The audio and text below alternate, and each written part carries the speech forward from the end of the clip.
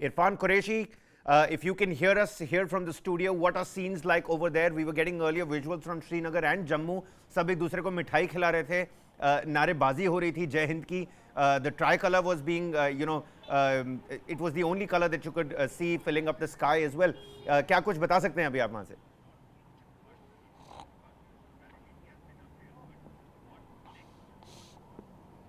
See, you are right. There are different scenes from Jammu and Kashmir. In fact, in Kashmir today, morning starts from the complaints being made by Mehbooba Mufti and Umar Abdullah that they have been kept to house arrest. However, that was more quickly rebutted by the Lieutenant Governor Manoj Sena and Srinagar police, saying that they are free. But so far, people here are definitely witnessing a normal life today. However, there were some security arrangements as precautionary measures. But on the other hand, there are two different factions in mainstream politics of Jammu and Kashmir. Some people say that they are happy with the decision, as their only demand was to see the restoration of statehood, and the elections should be held as soon as possible in J&K. But as you know, the Gupkar alliance political parties were demanding a complete revocation of what happened on 5th August 2019. They are definitely disappointed, and Umar Abdullah has tweeted and made it clear they are disappointed, disheartened, but they will keep fighting. On the other hand, Mehbooba Mufti also talked about the verdict given by the Supreme Court and said that they will continue to fight and they will not lose hope. So it is clearly now that in Jammu and Kashmir there will be a huge political activities from especially the Gupkar alliance in coming days, while People's Conference or apni party like political parties somehow are moderate in their statements, saying that the elections and the restoration of statehood should be done as soon as possible. People should be given their democratic right to choose their government, and development must be the priority of the central government in Jammu and Kashmir, which has been, not given to the people of Jammu and Kashmir since long now.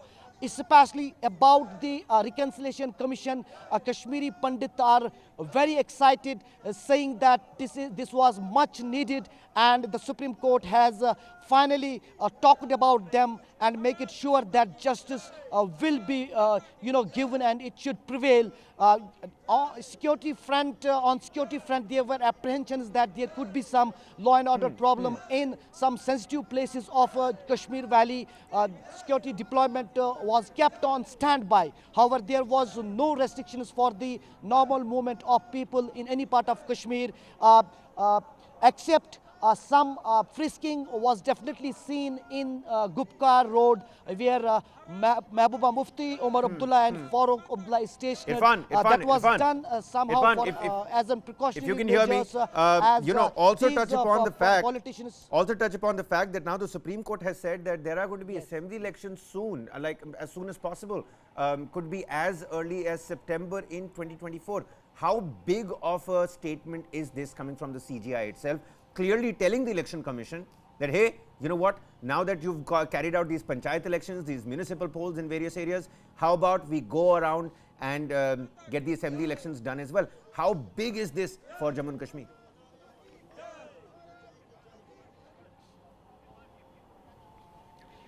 See, definitely this is a very big and a much needed relief for the people of Jammu and Kashmir, since the elections have not been held from last so many years. In fact, I just talked to a few of the politicians here who were talking about the Supreme Court mention about the assembly elections, but raising some questions regarding whether the statehood should be restored before the elections are held, or after the elections are being conducted in Jammu and Kashmir. That is what needed to be watched, and that will be a big difference in the political scenario of Jammu and Kashmir.